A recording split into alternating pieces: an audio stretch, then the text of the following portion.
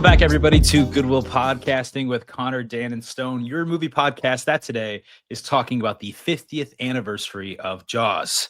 Yes, with the film being re-released in theaters this past weekend in celebration of a monumental milestone in the movie's history, we thought it'd be a great idea to give it the love and attention it most definitely deserves here on today's episode. We'll dive into its humble beginnings, its difficult production, and its mixed reception.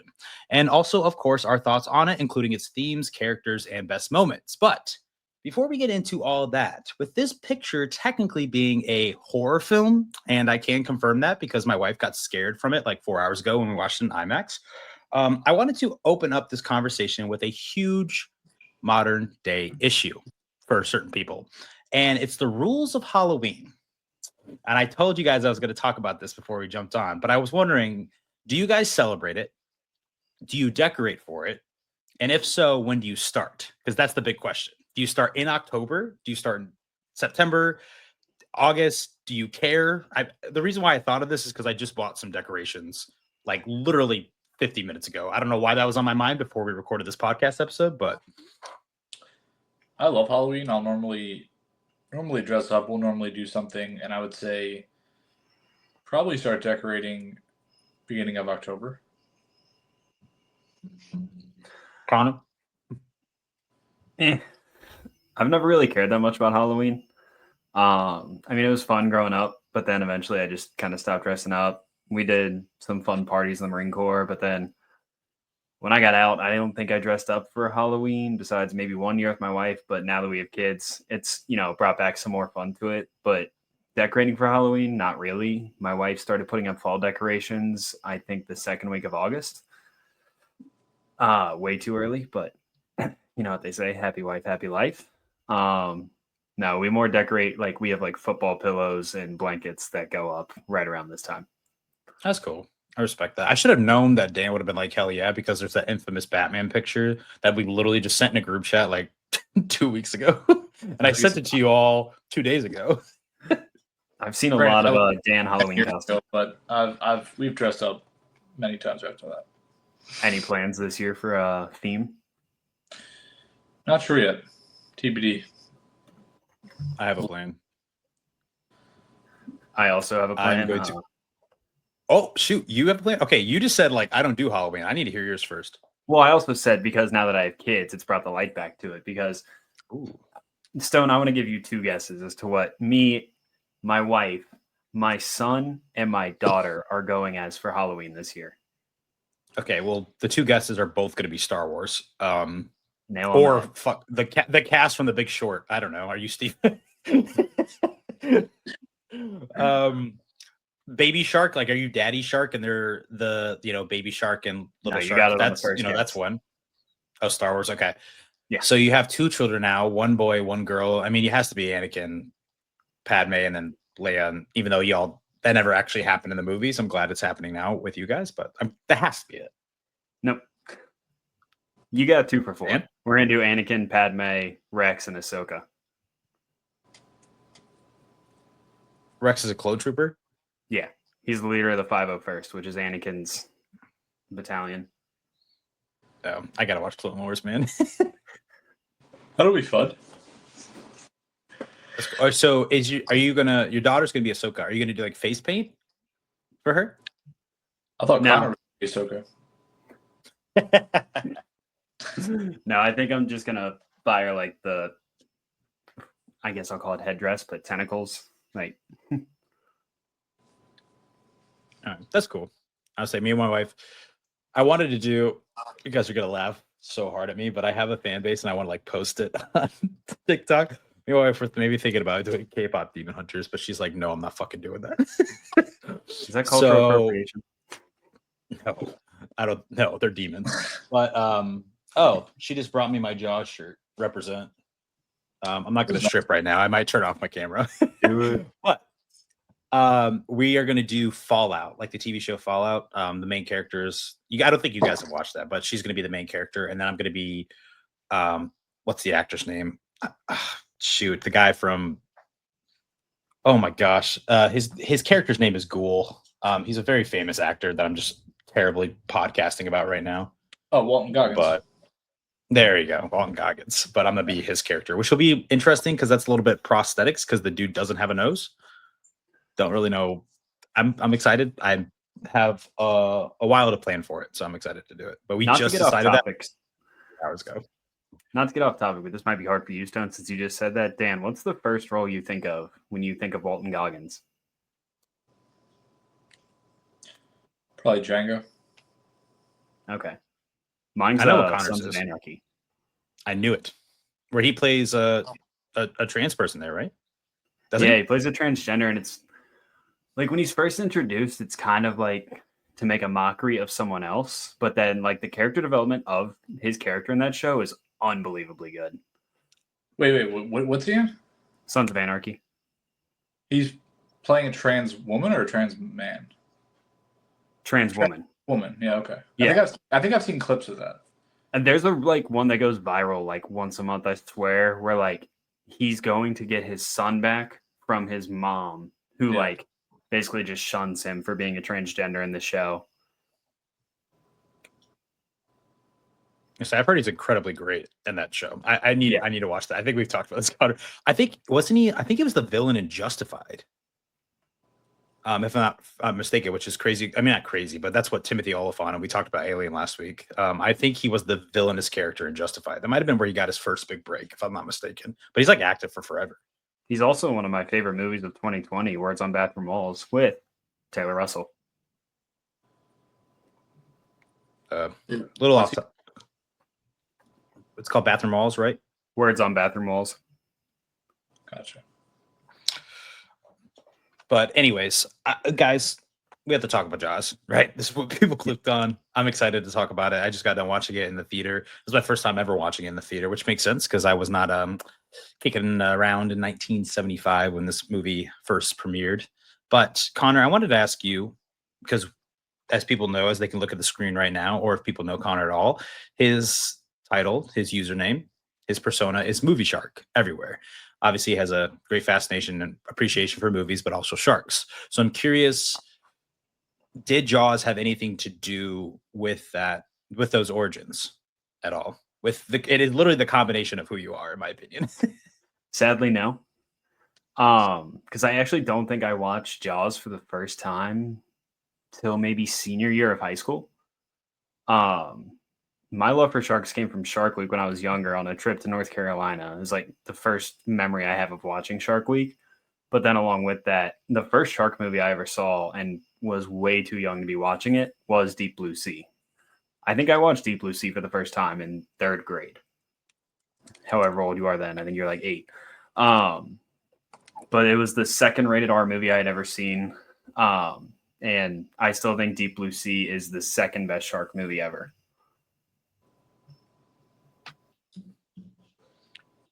Wait, did you just say that Jaws is rated R? No, Deep Blue Sea. My bad. You said no, second rated R. I I said that I joined it hadn't- late. No, yeah, you're good. No, I said that I didn't watch Jaws for the first time, I think, till like senior year of high school. That is pretty crazy. Yeah. So what was it that got you in the sharks then? I don't know if there's one pinpoint thing. I think you missed it when you were changing your shirt, but I watched Shark Week at a pretty young age, like with my mom every year. And the first real week that I remember watching it, we were in North Carolina.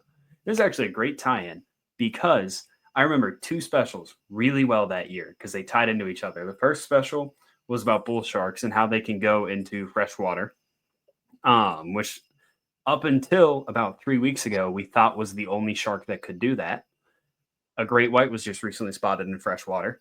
But the special that followed right after that one about bull sharks going into fresh water was the backstory on Jaws. And fun fact, it was not a great white that inspired this story. Bull shark? Yeah. So Dan, me and Connor are very similar when it comes to our origins with this movie. I did not watch it until I don't even know. Maybe even supposedly I just talked to my mother and supposedly my father showed us this movie when we were kids. I have no memory of that. I'm the youngest of 3 children, so I joked with her on the phone and maybe he actually showed it to the 2 oldest, and then They eventually took it away when I was there, or she finally got to him. But yeah, I did not watch this maybe till I was like in college, which is crazy. I mean, I assume, with the connection you had with your dad and movies, did you watch this pretty young? Yeah, my dad is a big fan of Jaws. And I think I watched it relatively young with my entire family, and enjoyed it. I mean, I was a fan of Spielberg from the time I was a kid. I think his movies are very much representative of my childhood, in a lot of ways. So watched it really early. Did it scare you? Did you guys like have movies that like terrified you as a kid?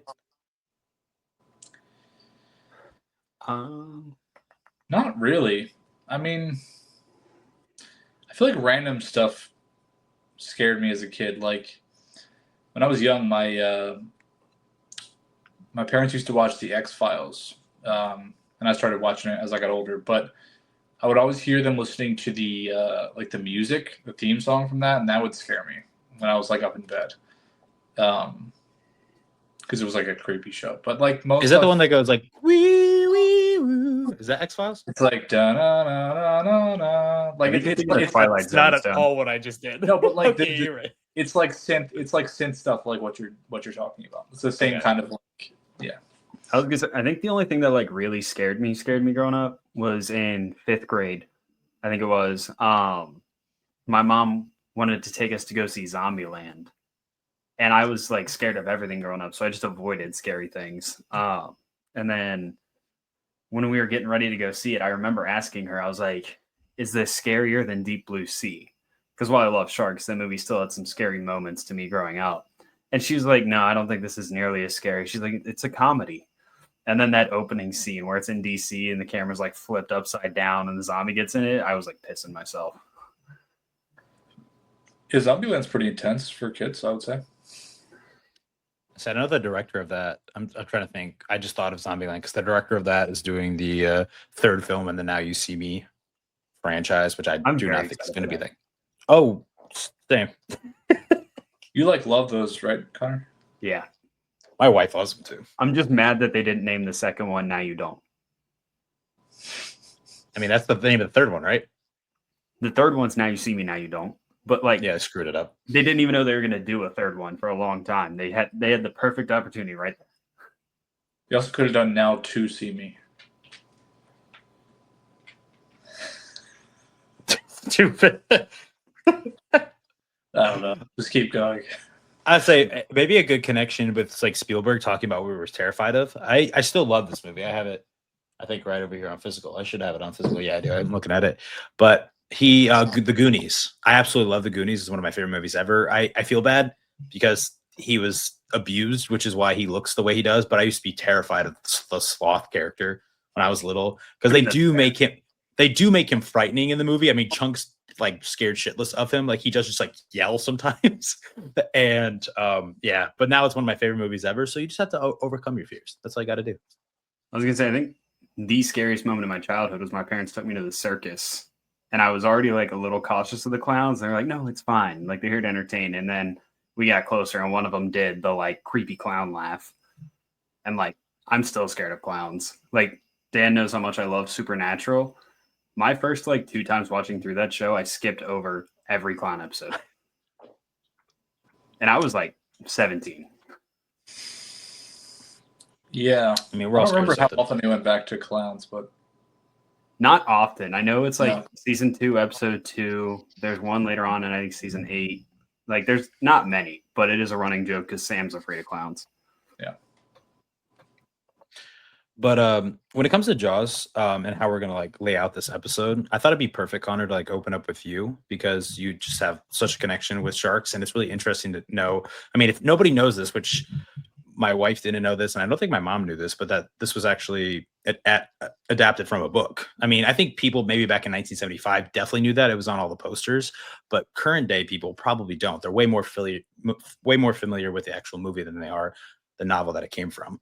But the author was Peter Benchley, and Connor, you said you knew a lot about this and a lot about the history of what inspired this movie. So I thought that'd be a great segue into talking about this conversation. Yeah. So like I mentioned maybe 5 minutes ago, the actual story started with a bull shark in New Jersey. And I actually think friend of the podcast, Sean, his hometown is where it happened. But I mean, just like any other wild creature ever, you can hear a story about one that actually does go kind of off book and it will like be attacking humans regularly. And that's what happened in this case. Sharks don't actively hunt people, but in this case it was, and it was a bull shark that got into freshwater systems and lakes up there where people actively went for like boat days and family days and had lake houses. And so, I mean, obviously being there on a lake, it's just, I think, human nature, especially where we are now, you just feel a little safer because lakes are a lot less scary than the ocean. Even I'll admit that. So people would just go in there and hang out with their family. And then all of a sudden this bull shark was terrorizing that. And it still, I think, got, I want to say it was 2 people in the ocean. And I mean, that one, like people kind of chalked it up. You know, it's a busy summer in Jersey, like a very popular travel town, beach town. So then when it started happening in lakes, people thought it was something else at first until they finally confirmed it was a bull shark. And then that actually is what led into the author. I'm blanking on his name right now. Give me a second. Peter Benchley. Thank you. Benchley writing the book Jaws. And there's actually like a lot of differences between the movie and the book. Dan, you're a big reader. Have you read Jaws? Okay. So let's go down the list of a few things that I wrote down as like big talking points. One of the like bigger things is like the book dives deeper into how Amity needed like the tourist attraction in order to actually make it through the year, because the town only had a population of about 1,000 people, but it brought in about 10,000 people every summer as tourists who were just willing to spend money. And that's why it's such a big thing in the movie when they want to shut down the beaches, because that would just drive everyone away. And then who knows if they want to come back next year if they know this monster is, you know, hiding out in the waters. Which also ties into the mayor is like the only character that's still true to himself from the movie to book, is he's just a moron in both. However, in the book, he also has ties to the mafia, and the reporter gets a bigger role in the book because he helps bring down the mayor and his mafia ties. I'll say fun fact: the reporter in this movie, which I think maybe goes overlooked, is actually Peter Benchley, the author. He's the reporter in this movie. I did not know that. Mhm. Okay. This is like one of my favorite ones that I learned today, because I have not read the book. I do want to, but Spielberg did not like anyone in the book. He thought they were all like kind of like superficial and unsympathetic. So he said he was rooting for the shark when he was reading the book. But in the book, Brody and Ellen are actually not a happy couple like they're portrayed in the movie. And they're like fighting all the time. And then Hooper, the biologist that comes in the past, Ellen had like kind of like a free lifestyle. She lived in New York, worked a little bit of theater, and was just kind of like doing whatever she wanted, was very free spirited, and dated Hooper's older brother at the time. Then after she got married to Brody and they were unhappy, once Hooper came in to help with like the investigation, since he's the biologist, she actually planned to get drunk with him and have an affair against Brody. I think she does cheat on him in the book, right? Doesn't that actually happen? Yeah, she like actually plans out to get Hooper drunk and have an affair with him because she wants the younger brother to remind her of her more free past with his older brother. So it doesn't actually happen. In the book it does, not in the movie. Spielberg changed it. Okay, gotcha. Yeah, that doesn't surprise me at all. Storyline definitely does not seem like something Spielberg would include in his movies. Yeah. Well, and like he said, he didn't like any of the characters really a whole lot in the book. I mean, there's some other like minute differences. Like there's 3 kids instead of 2. Quint. Dan, have you read Moby Dick? A long time ago. Okay, Stone of You. Okay. So Quint, Spielberg wrote an inspiration of Captain Ahab, kind of to like change his character from the book to this. Because in the book, he was a lot quieter and like didn't say a whole lot. And then Benchley wrote him to be like Captain Ahab as well. So in the book, Quint doesn't actually get taken out by the shark. He gets taken out by a rope around his ankle, and the shark drowns him the same way Captain Ahab goes out in Moby Dick. That's wild. Made that a lot more cinematic. A lot more violent too. Yeah. Which I guess And more violent is more cinematic. Yeah. And then Hooper also dies in the book. So it's only Brody. Chief at that the survives. end. Yeah, Brody at the end. Yeah, and Interesting. Brody's a lot more aggressive in the book too. Like he chokes out Hooper on the boat because he thinks Hooper's just arrogant, and also apparently he's like very jealous of just people that are younger than him in the book. Interesting. I know that Benchley, like I watched, so just so you guys, I don't know if you're interested in watching it. They had the 50th anniversary documentary that they released, I think, on Disney Plus, but I think it was produced by National Geographic. And I watched that today. I watched that this morning, and it doesn't really give you any. It's informative if you don't know anything about Jaws, but if you know a lot about Jaws already, it doesn't really tell you anything new. It's funny because it says the definitive documentary is like the title of the Jaws at 50. But one thing is like Peter Benchley himself, I think he was the first one to try to tackle the screenplay for this movie. So I'm curious if he talked to Spielberg and like they changed the characters together, or that's something that the other screenwriters, when they came on later on. But I think Peter Benchley attempted it, but then he realized writing novels is not the same as writing a screenplay, and he just couldn't nail it. So that's when they brought other people on board.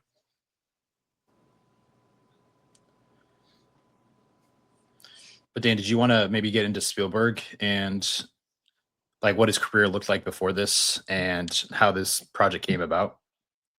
Yeah, I mean, his career before this was super limited. I mean, he was like 20, 26, 25, I think 26, which is insane when you think about it. But he came from TV. I think he had done a little bit of stuff here and there on TV. And then he made Duel, which is a movie that was made for TV in 1971, which technically is his first movie, but it was like a TV movie. It wasn't technically like a theatrical, event. I watched Duel a long time ago. I'm literally rewatching it right now. I previously thought it was one of his better movies, and I still feel that way as I'm watching it. I think it's really special, and basically for anyone who doesn't know, it's a story about this sort of lots of Brody and I think the character's name is Richard Mann. His last name is Mann, but lots of kind of comps between him and Brody. I think in Jaws, he's very much David Mann. David's very much mild-mannered. He's like a salesman. He's traveling across the country. You see him kind of, his wife's kind of like picking at him and, nagging at him. You see them like talking on the phone. And I think the story very much deals with like his perception of like himself and his perception of like his masculinity, I guess, and like his value. And I think you see a lot of the same stuff with Brody kind of trying to sort of like prove himself, and like he has this fear of the ocean and the unknown. But I think Duel is very much a story about fear of the unknown as well, because basically the guy's driving and he's on a 2-lane highway going through the middle of nowhere essentially, and he encounters this like big oil rig truck, and basically the entire movie, it's 95 minutes. The entire movie is them having this duel. It's basically he passes the truck and then the truck passes him, and they stop a couple times. You never see the driver, but it's this really big, like menacing, foreboding truck that spews all this black smoke, and it's he didn't have much money to make this movie, but it all is like practical. It looks great. It's just about the truck and the car. It's a movie just like Jaws. It's very much about doing a lot with a little, right? Like the beauty of Jaws, like we'll get into, is maybe by their choice, maybe not by their choice. Not by their choice. They couldn't use the shark that much, and that ended up being really effective. So when you can't use the monster in your monster movie, it oftentimes becomes that much scarier and that much more effective. And what Hitchcock, or what Spielberg was doing was, he studied Hitchcock, and in Duel and in Jaws, it's the same stuff. It's all the, you know, Hitchcock was limited by the Hays Code, right? And like he wasn't able to literally to show a lot of the stuff he wanted to show, so he has to, work around it and build anticipation and use music and use the camera in very particular ways. Like, and obviously John Williams' score in Jaws like enhances the entire experience and makes it so that when you're not seeing the shark, you're still thinking about it, or you're aware of where it is or what it's doing, and your mind is creating this stuff.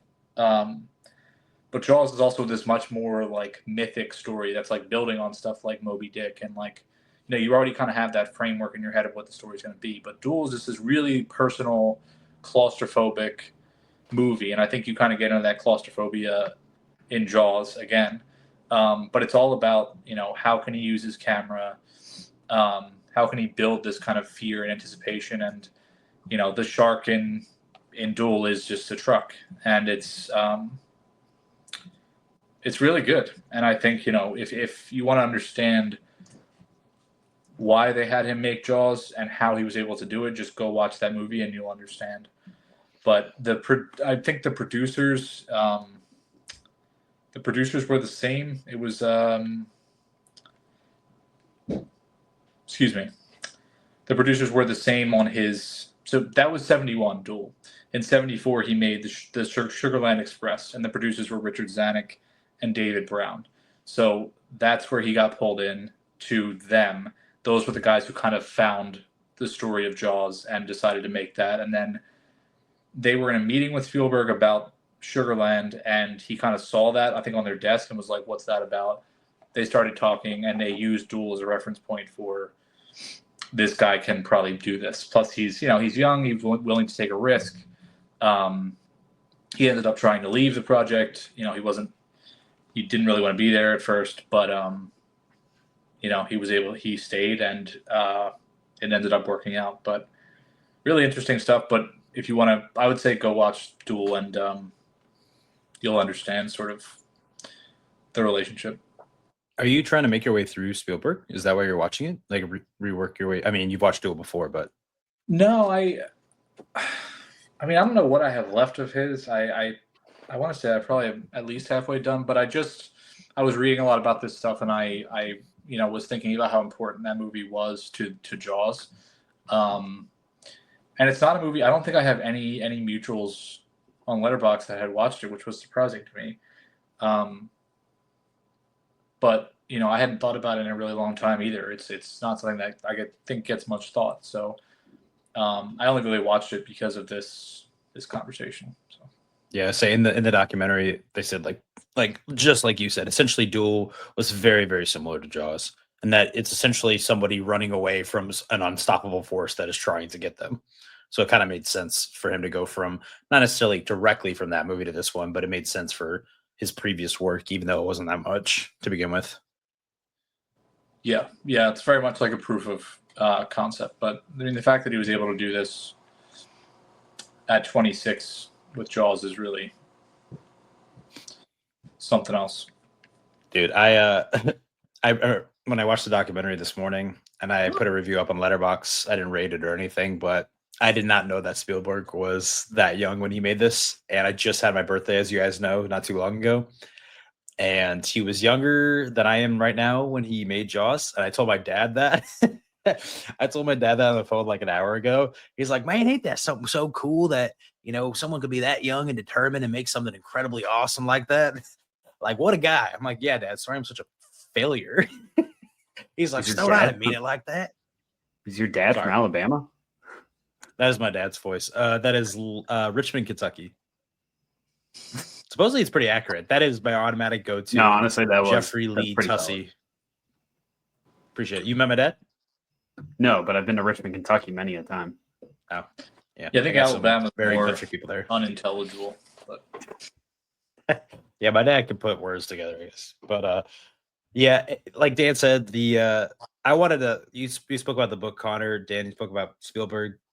a good way to maybe just talk about the movie itself in general is to talk about the production of it, which I think is not only is this movie so popular because of obviously the film that it is and the masterpiece that many people consider it to be, but it's like a movie beyond the movie is the production and the shit that went down. If I'm not mistaken, I believe that there was a play, an adaptation of the actual production of Jaws. Like they made that into a stage adaptation itself. And I believe Robert Shaw's son plays Robert Shaw, which is pretty cool. Found that out in the documentary. Did not know that, but yeah, Spielberg essentially thought that his career was going to be over after this movie. Like you said, Dan, he was young, was able to take a risk, and boy, oh boy, was this a risk because when it came to Duel, I think Duel inspired him, or he took so much knowledge from Duel and applied it to this movie because in Duel, he said that they wanted him to use like a sound stage and just put people in a trunk, and basically the entire road was green screen or whatever they would do for it. And Spielberg's like, yeah, Spielberg's like, no, let's just go out a road. I'm not going to do that. So with that in mind, he didn't want to shoot this in the back lot of Hollywood or wherever they would have shot this movie. He went out to Martha's Vineyard in Massachusetts and wanted to do as much as he could on the water. And that was a big old mistake because the most famous production issue with this movie, like Dan said, is the fact that the shark didn't work. And they tested the shark. What's up? Was it a mistake? Well, essentially what they say, I'm going to pitch something real quick to you guys here in a second, which I think is really interesting. But essentially what the mechanics or whoever was behind it, the production designer or whatever, said was that they tested it solely in fresh water. And then they totally forgot to like factor in what salt water could do with it. And as soon as they plopped it in salt water, it started to malfunction. Now, there is an interesting YouTube video, which I recommend you guys look up. I started watching it. I've watched it before and I was watching it again for this this episode, but I didn't get through it all the way. And it's really interesting, right? Because the myth is that it didn't work. And essentially all the underwater shots that you see were created and they were for that reason, right? You were supposed to see the shark. Well, because that didn't happen, literally the first shot of the movie you see is just the camera underwater. And there's this really interesting video that I was watching which this guy basically went through all the scripts, as much knowledge as he could find, and he wanted to find out originally how much shark was supposed to be seen, right? Imagine you didn't see the underwater stuff at all, and you did see the shark as much as it was supposed to be seen. Like, how much would that have affected the movie itself? Would it have been a worse movie for that? A lot. Or was there not like you were saying, Dan? Was there actually not that many scenes where the shark was supposed to be seen? I don't know. I'm assuming just studios being studios. I'm assuming they would have said, "Hey, Steven, let's get some more of that shark in there," right? Like that would be my guess. But I don't know that he was at a point where he had the balls or the ability to say, fuck off, I'm going to make my movie. So it was after this that he got the balls to do that, because I think he said at the very end of the documentary, it was because of this movie that for the rest of his career now that he's always got to have final cut of his films. Like this movie literally changed his career and made that possible. But I'm reading it right now. The original production was supposed to last 55 days and it lasted 159 days. Which is insane. Yeah. And no wonder he said he didn't name the actor, but he literally had a very famous actor. He said, come to set and notice all the problems that were going on and say, dude, I guess I'm never going to work with you ever again. Right. You're going to be out of a career. And then he never mentioned who it was, but it'd be really interesting to find out who that was. But yeah, it wasn't just that. It was just shooting on the water. Like it was just so difficult there was like 5, 6, 7 people out there at one time. You have like the sound people, obviously with the shark, you have the actors, you have the director, trying to do that all with bad weather. And there's also tons of extras, like not necessarily experienced actors. So there's so much going on.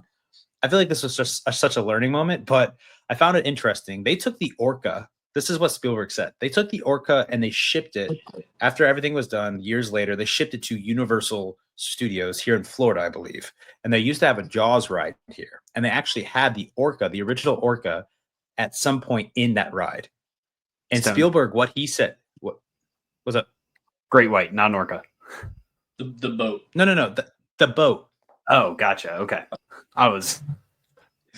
Yeah, you're good. That was just The forgotten orca, what the ship. was in Jaws. No. So Spielberg said that he would sneak onto that ride, like behind everybody, behind all the guests of the park, and he would sneak into that orca, the boat, not an animal.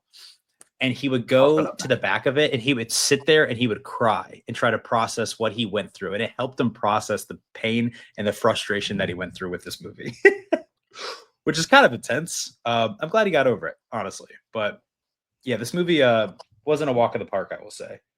But that is one thing I love about it is I think they said about 6, 7 to 8 actors was it when it came to like people from Hollywood that were shipped over here to Martha's Vineyard for the production of this movie. Like there's so many characters in this movie that are just people from that town, which I think makes it so believable and so effective.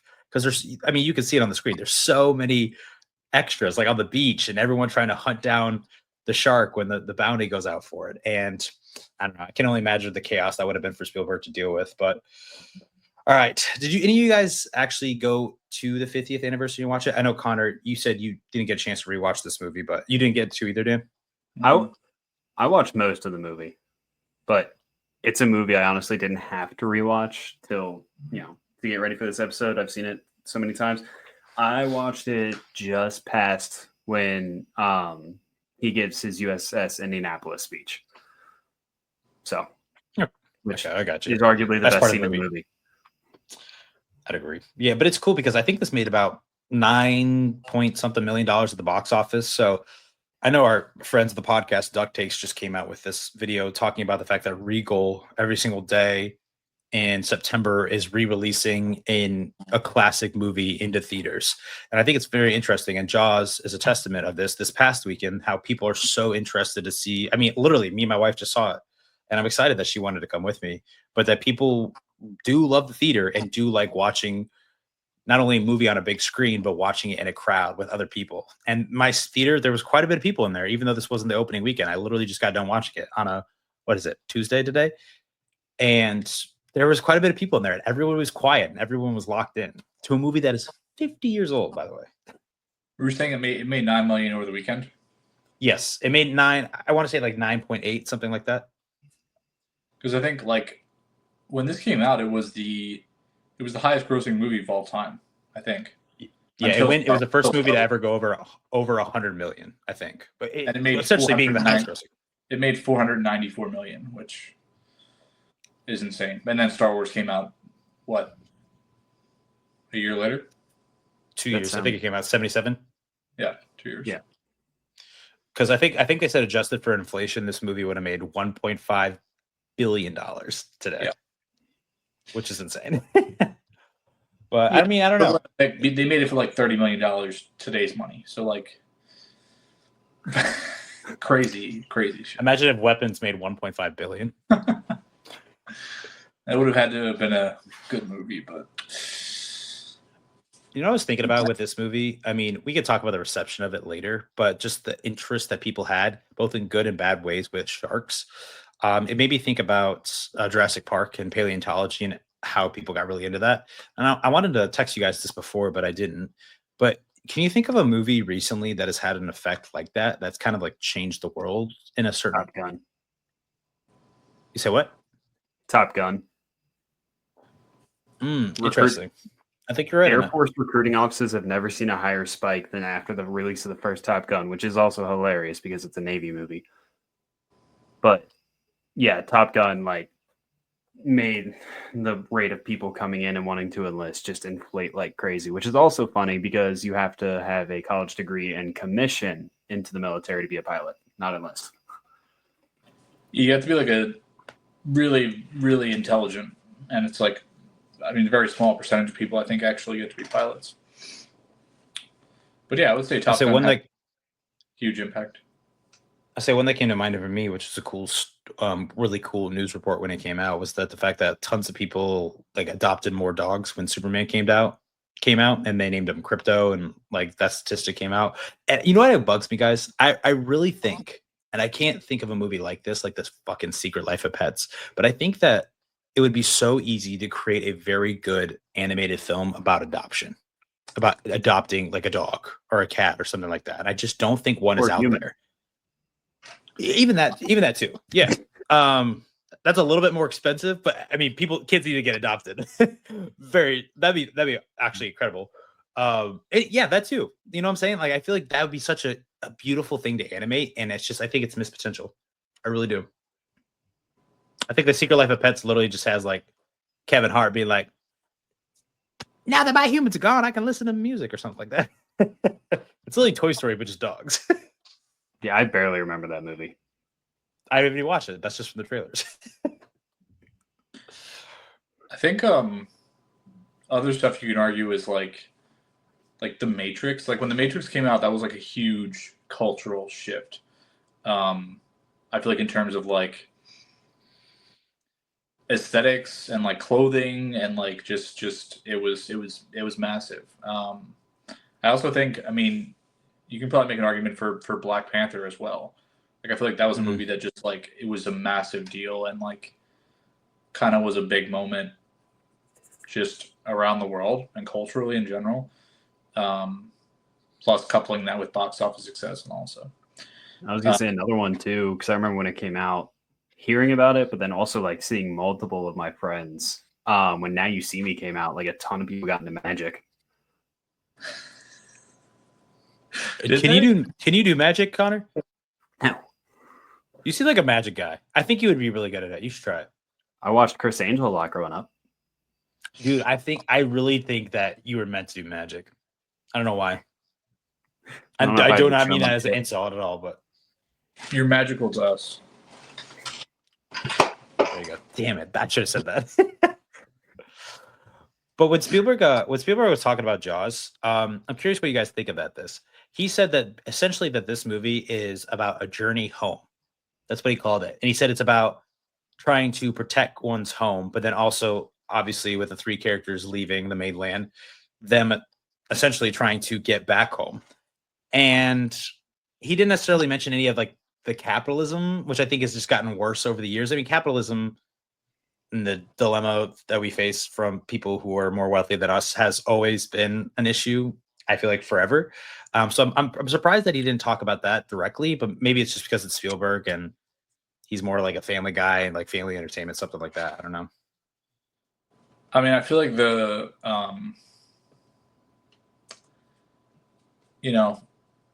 I feel like the conversation in Jaws, like the argument that's being had there, like that was COVID, right? Like that was COVID. Like the weighing,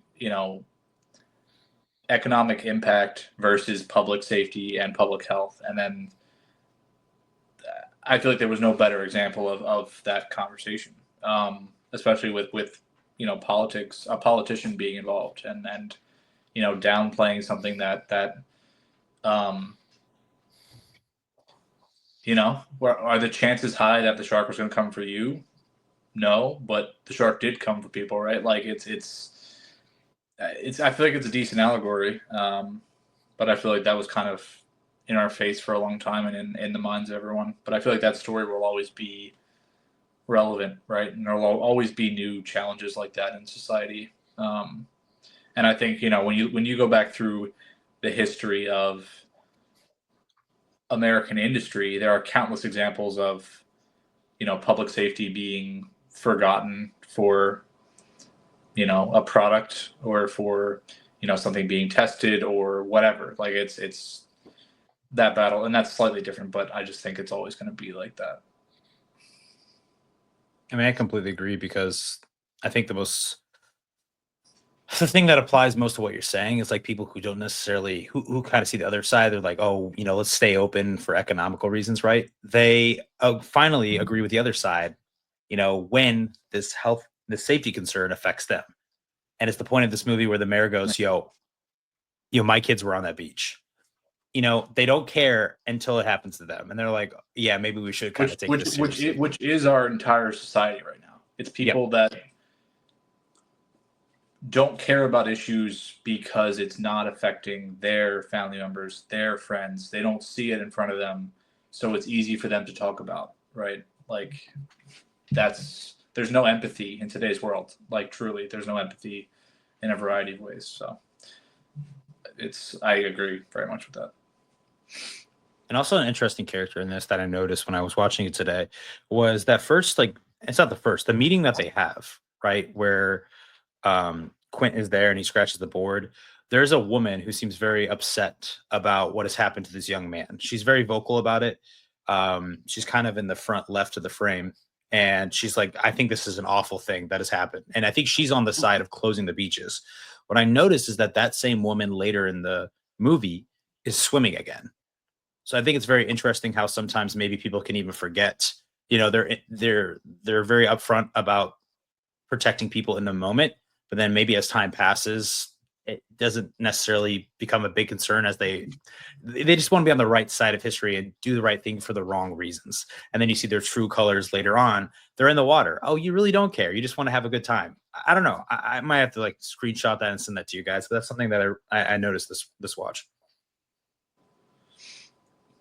Yeah, I mean, I think like it's a movie that's very much in general, I think, about fear and dealing with the concept of fear and like how we handle that. I think with the character of Brody, the entire thing is he is someone that's very cautious, very unsure. He's terrified of the water, and like, it's a movie about his bravery, right? Like he is not the most maybe like heroic, manly, whatever guy, but he knows what he's afraid of, and he puts the safety of the community above that, right?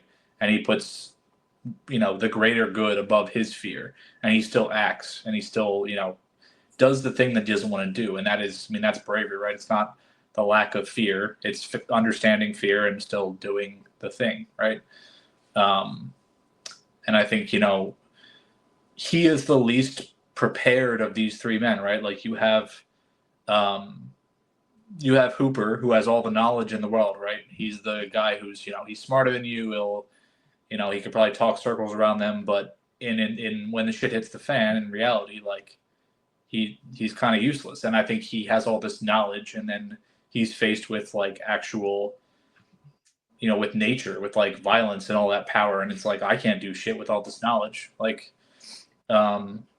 And Quint is Quint is Ahab, like you were talking about, Connor. Like he's so consumed with hating this thing and being angry and wanting revenge, and he's arrogant. Like, and that cost him his life in a way. So I feel like, Brody's the guy who knew maybe that he wasn't capable and had some humility, I guess, but still, got the job done. Well, yeah, and I mean, at the end of the day, like you said, he's Captain Ahab. Quint is really just the arrogant, like most arrogant hunter that just wants the biggest catch he can get. It's a trophy kill for him. It's not even really about the money at the end, I feel like, or in the beginning. I mean, when he's like, I want $10,000, get the head, tail, and everything else. I think he just wants to go out and get the biggest kill and like be known as the guy who took down the beast. I don't think he cares that much about the money. I mean, we see his living situation. We see what his boat looks like. What's the money really for? I think he also hates the animal, though. Like, I think there's I agree. Rivalry there too. But on top of that, I agree with both what you guys both said about him. What do you think Hooper is doing it for? I think he's just a true scientist. He's baffled because, like I said in the beginning, like I'm not a marine biologist, but I know a lot about sharks. This is very out of character for any shark, no matter the species. So especially like, I think he's more curious from the scientific side, and he wants to come and see maybe why this shark is acting this way. Is there something that's causing this to happen? Because I mean, like there is things that can cause sharks to be more aggressive and act like this, like volcanoes. If they're around an active volcano, even underwater, like that will affect a shark's personality. And then a lot of places around the world that have active volcanoes in the ocean ban swimming for like a wide range around it. I guess maybe I just have to suspend my disbelief because it's a film, but I just don't understand like if Hooper is doing it for that reason, right? For scientific research, because he is a biologist. I don't understand why he would want to kill the shark. Like why he's okay with that. That doesn't seem like somebody has that occupation would actually do something like that. I think he comes to terms with the situation. Like I think he has Like after he Yeah. gets there and processes everything. Yeah, he's like, Got you. yeah, I think he understands, like, the magnitude of the animal and the danger, and, like, it kind of becomes, you can't be like the passive environmentalist in that situation at that point. So Yeah, and I think that big shift comes right after they go underwater and look at the boat. And I'm blanking on the character's name, but the head that floats in front of him when he's underwater. Like, I think that is kind of where his turning point was, where like this is a means to an end. Yeah, I give shit to like modern day horror movies when they do like loud noises when they jump scare you, right? And that's what you're terrified of. So I have to harp on this movie a little bit. When that head pops out, it does the loudest like "Beow," like you've ever heard. And my wife jumped out of her seat. It wasn't because of the head. She looked over me, she's like, that noise was so loud. This could be a lack of my like classic horror movie or horror movie in general knowledge. But was this one a pioneer in that kind of aspect of jump scares? with noise, That would be interesting. I don't think so, but I'm not sure. I don't know. I'm just trying Origins to like, of the prove jump Stone wrong. scare. I mean, you have to prove me wrong. I mean, that literally was I don't think I can be proven wrong. I was just like, it was an effective jump scare with a loud noise. It literally was like a Conjuring movie. Like, what? Haven't seen a single one of them. W. I don't know what Dan just typed in. The origin of the jump scare. Anyways, but which while he's looking that up, what half of this movie do you guys prefer? Because it is, we've talked about this movie before. We did a Shark Week episode, geez, a while ago. It has been a long time since we talked about that. Probably over a year, definitely over a year. But do you like the stuff on Amity Island or on the boat? On the Orca? Can we do it in thirds? Thirds. What's the other third? Well, no, I'm just saying like first act, second act, third act. I like the middle the best out of everything. So Like, where would you say the first act ends and the second act begins? That's a bit of a hard question. I'll take what I'm thinking in my head is what I like the best is like not long after Hooper shows up, and then all of a sudden all these fishermen show up. They get the tiger shark, which is also one of the funniest scenes in the entire movie because I genuinely think it's like Spielberg's uncle in that scene because they're like a tiger shark, and this dude just turns around and goes, "Oh, what?" And then that's his only line. It is really good.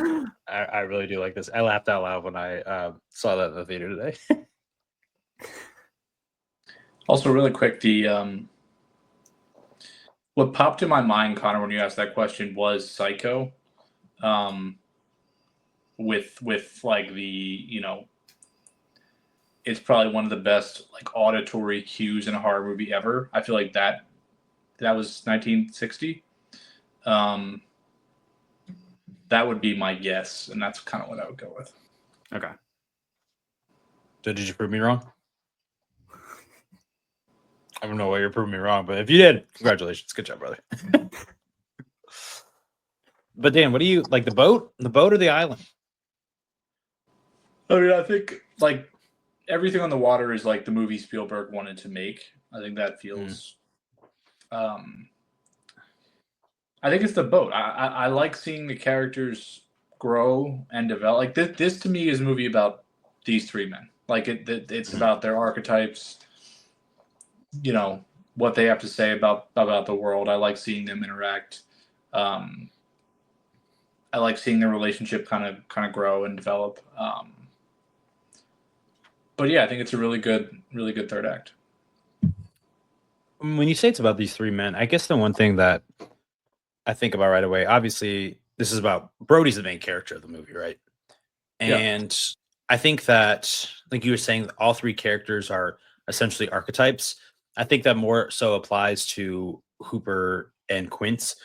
Brody has so many like layers to him that I find very fascinating. One thing that really stuck out to me was a specific editing choice. I guess this doesn't necessarily talk about his layers, but it's just one thing I wanted to talk about. Was right after the scene where the mother of the child that died comes to Brody says, "Yo, you knew about the shark. How dare you?" Slaps him in the face, right? And that was her son that died. It is the dialogueless. I don't know if that's a word. Dialogueless, no dialogue moment. Right after, like it cuts to Brody at the dinner table with his son, and he's not even looking at his son. He is silent and he's processing everything that has been going on and feeling this guilt about letting this child die. Essentially, that is what he's blaming himself for.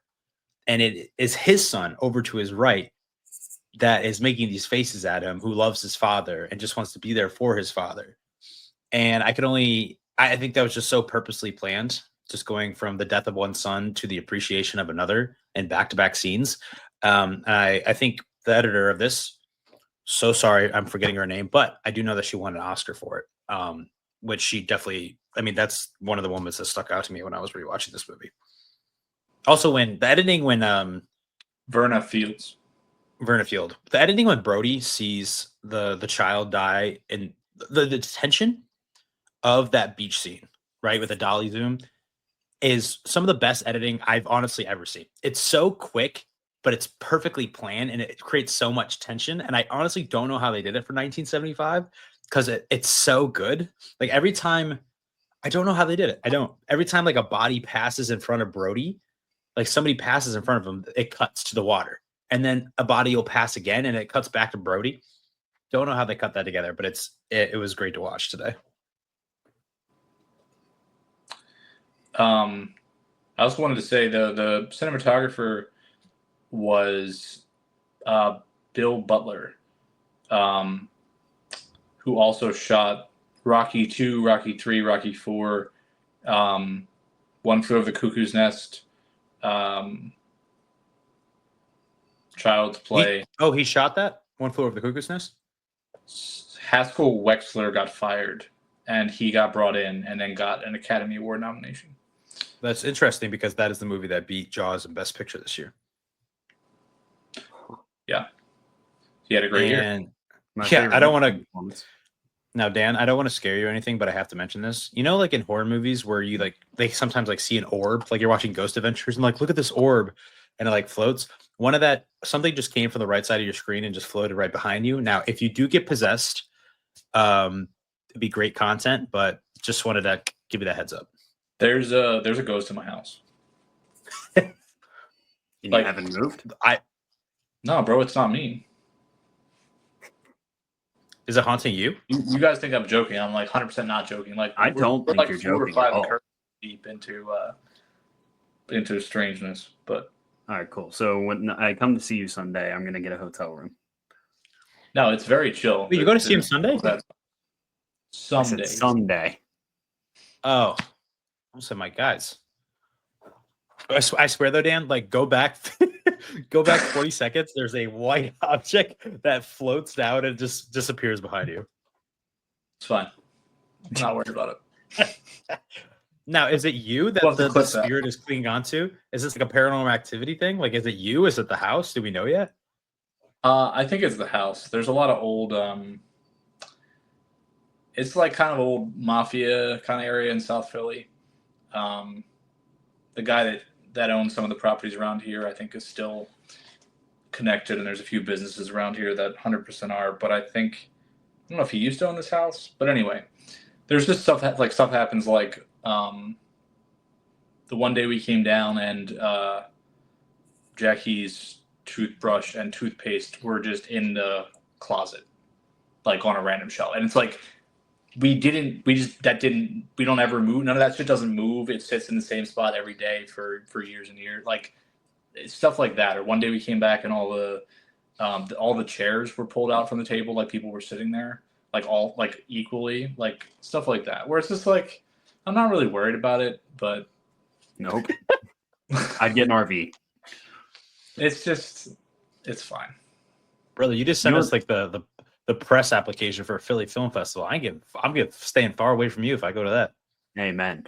I also You know made what, that video today about how none of the shit that the fucking Warrens did was real, but I still don't believe that. But You know, it's got to be some bad auras. My grandparents built the house that my dad, uncle, and aunt grew up in, and when they were building it, they like tore down some trees and just happened to be a headstone there, and they just removed it.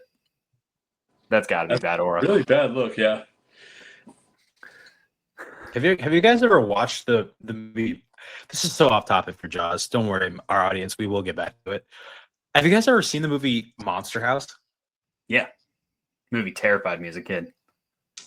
I don't remember. It's literally like a house that can like use like the trees next to it as its arms, and it like Yeah. eats people.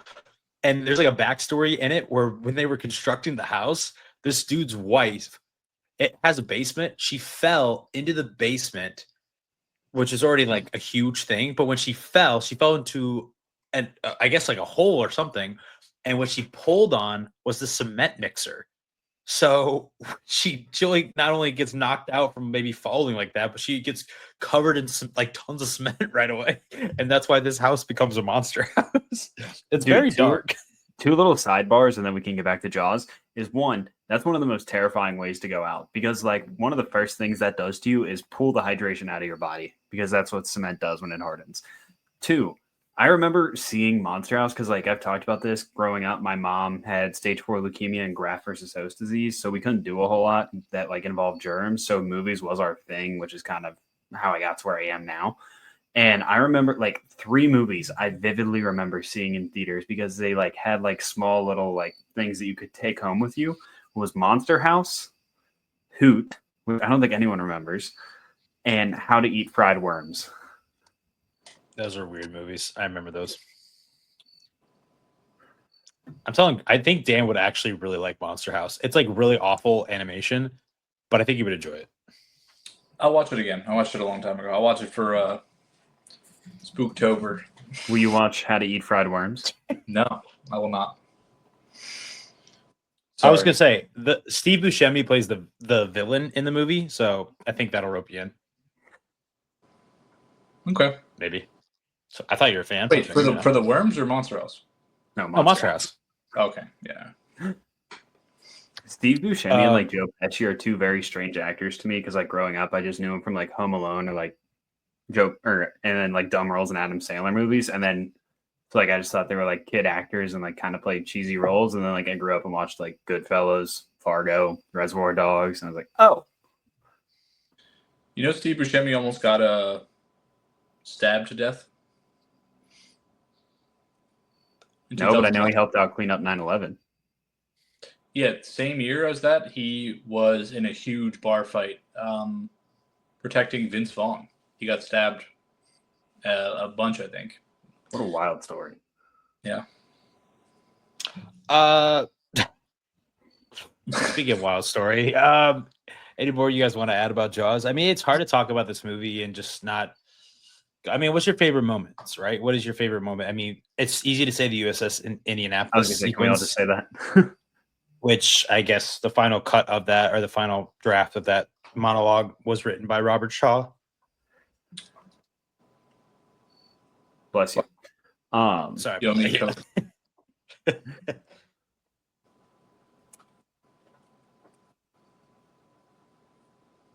Me? Connor, what are you doing? I didn't know if you wanted me see or how Dan long to we go. could just be totally silent. I didn't say anything. Anyway, For anybody listening to us, Connor was just looking at us, asking like if he should talk, and me and Dan or if weren't Dan talking. should talk. Look, okay, fine. For anyone listening to us before the episode started, Stone was like, "Yeah, I think we should have an order for which way we talk." So At the I didn't know what beginning of order the was. episode, at the beginning, not throughout the entire thing. I'll say I dropped the ball. My favorite part of the movie probably is Quint's death. I think it's a gnarly scene. I think it's really good. I think my favorite I think it's right before Brody's kids are playing on the boat, because I completely nerded out when he's like trying to study on sharks, and I like paused the scene. It was like trying to read the book that he was reading to know more about sharks, and like the stuff that they got right there. And that's like one of the things I appreciate most is like everything they get right about this movie and sharks, you know, with how the tiger shark looked, or, you know, the great white for the most part looked very real. It's just bigger than any great white that's ever been known. But What I mean, about the the book egg? and everything. What? What about the 24 feet. Oh, dude, good movie. First one's better than the second. What'd you say, Dan? What movie? I said jokingly, "What about the Meg?" Obviously, that wasn't a great white shark, but I mean, he was a big boy. The Meg does look accurate to what we know. How Jason long were Statham. they? 80 feet. Oh my god. Megalodon? They got up to like 60 feet. 47 to 80 feet, based on various analyses.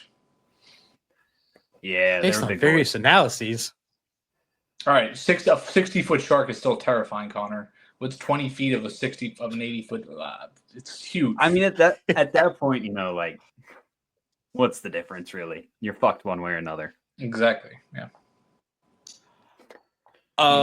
My favorite moment, something that really stuck with me this time when I was watching it, was I love the sequence where I think the mayor comes in and it's after Brody's son is in the hospital of shock, and the mayor comes in and he gives his youngest child to his wife and he says, "Take her home." And she goes, "Back to New York?" He goes, "No, like home here." And Dan, you dove a little bit into like how Brody thinks about himself and how he's trying to prove himself. And I think he just feels like a personal connection now with this town and the fact that he wants to save them, because he does say that in New York, like essentially as a police officer, like nothing would get achieved at all. Like he felt like everything he did was for no purpose whatsoever. It wouldn't change a damn thing. But here in this town, nothing has happened in forever. And then when finally something does, he feels not only responsible for it, but he essentially is the only one who can maybe stop it from happening. So this accident, this tragedy, this monster, the shark really just allows his family to connect to a new area of life, a new city. And I think that's really cool. And I really like that moment where he's like, "No, this is our town and I'm going to, defend it." Yeah, I agree. Have you guys ever watched The Green Knight? I have not. No, Dan. Okay. I'm sorry I haven't. It's okay. But keep going. I have something I was going to show you. When you watch it, I think Brody's story is Gowan. Like I think it's the same exact story, and I don't know if that's something that was done on purpose, but I might actually make a video about that, because I was thinking about that today, and just like it's very much the same story, especially kind of centering on the cowardice aspect of it. But yeah, what were you gonna say? This is not a product placement or an ad for this company, because that would have been cool if we had somebody sponsor our episodes of the podcast. But this is what I got from like A24 for my birthday, because I have like their subscription plan. So I got like this sick Lighthouse DVD booklet with like pictures and illustrations from the actual like movie This has itself. absolutely nothing to do with The Green Knight. A24. That's what made me think of it. To do with The Green Knight. Speaking of which, when the hell is David Lowery's next movie coming out? I don't know. That's one with Anne Hathaway called like Mother Mary that was supposed to come out like I feel like last year. A24 kind of sucks now, though. I can't lie. Dude. Did you see that Gore Verbinski's movie is coming out in January? No. Yeah, your boy Sam Rockwell. Gore Verbinski's next movie, official January release, which I'm a little bit scared of because usually January is not the best time, but I have faith in Mr. Gore. So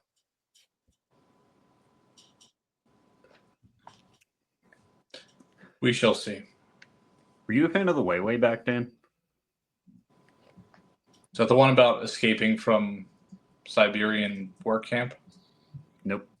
That's about a kid and his family goes to their lake house for the summer, and he works at the local like swim park. And Sam Rockwell is in it. Okay, so I was thinking of The Way Back from 2010 with Colin Farrell and Saoirse Ronan, Ed Harris, and Jim Sturgis. But no, I haven't seen The Way Back. I thought about The Way Back from 2020, which is a basketball movie starring Ben Affleck. Three very different movies. For sure. But we all like this movie. We all like Jaws. I have an indifferent relationship with this movie. Well, let's talk about the Indifferent. reception, right? Because it's very interesting when we were talking about in the documentary. It's like something you can't ignore. It's the fact that this movie essentially caused shark hunting and finning to skyrocket in popularity, and everyone from this movie was kind of horrified by that because that wasn't their intention at all. And now, essentially, they believe that it's done more good than harm. But when it did release, Connor, I mean, you probably know more about it than I do, but I don't know if it's done more good now. I mean, there's literally they want to say documentary that. there's a documentary that came out in 2010. It's on Amazon Prime called How Jaws Changed the World. And it's basically, I mean, for a lot of people, like sharks became like their one sole enemy. Because shark finning wasn't nearly as bad before. I mean, it was bad, but not to the extent that it is now and after this movie. Because at that time, it was mostly just China and some other Asian countries that were finning sharks for their soup and like their dishes over there. But after this, like, I mean, it just spiked royally and has done like almost irreversible damage. Because like one of the hardest parts about sharks is like a lot of zoos, like their big thing is rehabilitating animals or bringing in endangered animals to like help them repopulate and kind of raise them and then hopefully one day release them back into the wild. There's sharks whose, pregnancies last up to like 26 months. And then they only give birth to like 2 to 3 pups, maybe. And that's if they all survive. So sharks have such a hard time repopulating that what this movie's done will take a substantially long time. And I'm not saying it's just this movie. It's, also world culture and just, people hunting for big game, apex predators, shit like that. It's not all on Jaws, but that's why I have such an indifferent love for this movie. Because, I mean, I think this is Spielberg's best movie still. I have this as a 10 out of 10. I know you think it's Schindler's List, right, Dan? Probably, yeah. Wait, so you like this is I don't want to get us on a tangent. You don't figure in your subjective enjoyment. You think about your rating system as like you're looking at like objective pieces of the movie, right? Is that? And I'm not saying right or wrong. I'm asking you. Like I look at both. Okay, so like if you feel strongly about like what it did to shark populations, how can you then still have it as a perfect score? Because I don't think that's what the filmmakers intended to happen. Okay, I completely agree. I don't think anything about this. Even when the guys hunt the tiger shark, right? I think it's looked at very like it's not it's not glorified in any way. Like they're like and I think if they didn't give a shit about sharks or if they didn't care, they wouldn't have got everything right that they did. Like the tiger shark looks very good. The teeth are even accurate to like what a tiger shark's actual teeth are. The book he's reading talks about shark's sixth sense and like shows it. Like they talk about sharks and like show, like they put a lot of care into the way they talk about sharks and show sharks in this movie that I don't think that was ever their intention, was for people to hate them and want to hunt them. That's fair. Yeah, I also agree. It's just like they're hunting the shark for a reason. They're not essentially. Well, I guess you do have Quint, who knows why he has hunted as many as he did, but that character essentially kind of does get punished in the very end of the movie. He's flawed. Yeah, he's a flawed character. Well, yeah, and I also think if you're walking away from this movie and going, I want to be like Quint, you might be. People are just stupid. There's probably many people who walk did. away from Fight Club and want to be Tyler Durden and etc. So you can't help that people are stupid, unfortunately. Yeah, truth. But yeah, I like that this movie exists, and hopefully it does. Like, hopefully people are more socially aware now and realize that, like I said, hopefully it's turning a leaf. If people are smarter now and maybe do have more access to technology and what this movie was actually trying to say, and it does inspire them to, make sharks not necessarily have to go through these issues, give them the proper environment without their people jumping into the water and making it look like they're prey or whatever they describe in this movie, right? Like the people swimming look exactly like what the sharks want. Well, to I mean, feast like on. you said, Stone, like people are coming around, like more people are aware of this situation. Exactly. And I'm blanking. This is test my knowledge, but almost every state that's on the coast in the United States, obviously, has banned sharks, like finning and hunting. Massachusetts, just 2 months ago, I think, was the first state to ban shark fishing from shore. I actually think the only state that you can still like actively like hunt and kill sharks is Florida. Shocker. Yeah, because literally I didn't even know about this, and then like a couple weeks ago I saw a video which I'm planning to make a response video to, but these people are basically saying like it's legal to hunt and kill at least one bull shark like a year or something. In Florida? Yeah. Yeah, just so you guys know, the only reason why I live here is because my in-laws are here. Yeah, you don't strike us as a Floridian, so. No, Yeah. I'm not a rah go Ron DeSantis, right? That's my governor. Yeah. That's my governor is crazy. Thanks for taking the shit out of my water. Now I can get cavities. Can't Growing up, I lived on the same street as wait. Damn. our governor. Or no, our Shit, senator. dude, it's like, yeah. But anyway, Jaws, Spielberg wise, I like Last Crusade better. I like Minority Report better, and then Schindler's List and Saving Private Ryan. Okay. I haven't seen two of those you just said. Which ones? What was the first one you said? I already forgot the name. Indiana Jones, Last Crusade. I misheard you what you said then. The only one I haven't seen is Minority Report. Oh, Ooh, watch it. brother. Okay. I thought for a second there, I thought you were going to tell me you haven't seen Indiana Jones: The Last So Crusade. we just had I an was like- argument like 2 weeks ago about Crystal Skull. The only one of Indiana Jones I haven't seen is Dial of Destiny. You don't need to watch it. I've seen 20 of his movies, so I'm like halfway down. I need to rewatch Minority Report. I didn't like it as much as I thought I was going to, but I was also on a plane, so there's probably a lot of that's such a distractions. bad experience, like watching a movie.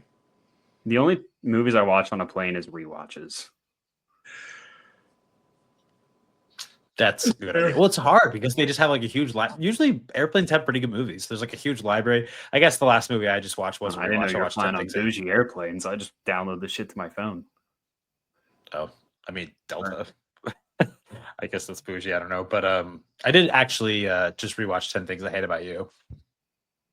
Good movie. R.I.P. That's a great I movie. don't know if anyone would disagree with that. I mean, Dan never says anything positive, so it'd probably be him, you know? No, I could see him being a 10 Things I Hate About. You know what I really want to watch is Knight's Tale. I've never seen Knight's Tale with Heath What? Ledger before. That's one my of my second favorite favorite comedy of all time. Yeah. Okay, I think you guys essentially you talking at the same time, but I think you both kind of said the exact same thing. It's one. Yeah, He said favorite comedy. I said it's one of my favorite movies ever. Like I would it's- also agree with that, but it's my second favorite comedy of all time, right behind Beverly Hills Cop. Dang. Well, I like the comedy. I think you will. Okay, because we were going to talk about the Roses this weekend, but we didn't get around to it. Some of the comedy there worked for me. Some of it didn't. Oh, you didn't like the Roses? Oh, did you actually watch it, Connor? I wasn't a big fan. That doesn't really surprise me. It's very British. Do you think I have something against the Brits? No, you just don't strike me as someone who loves like British humor. I don't know.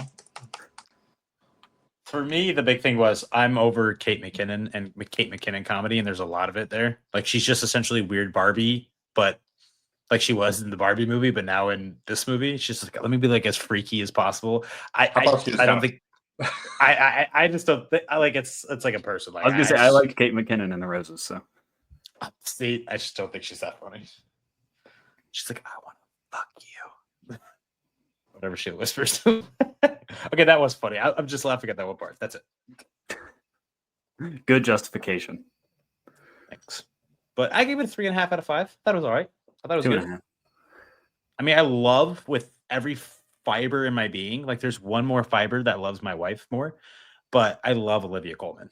Like, she's one of my favorite actresses. I absolutely adore her. So great stuff. Unlike Connor, I do not have a thing against the British. So I mean, I don't particularly. Oh, never mind. But great episode. Happy birthday, Jaws. Love all our British viewers out there. I like the roses. Dan likes the roses. Come for Connor, man. I will say, damn. Speaking of like this, I don't know why I just thought about it with the roses, because we're talking about the ocean with Jaws. The food she was cooking in that movie looked damn good. She like cracked open the crab and then she put all the stuff in the crab. Ooh, I love a crab. I love some crab.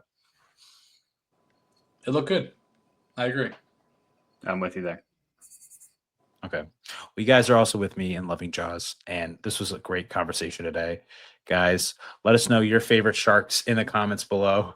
Do you have Bullet number 1 and Tiger at 2, or is Great White sneaking up in there? Let us know. But for real though, thanks for listening to us talk about Jaws today. Great movie. Go see it in theaters if you can still. It was a great time with me and my wife today.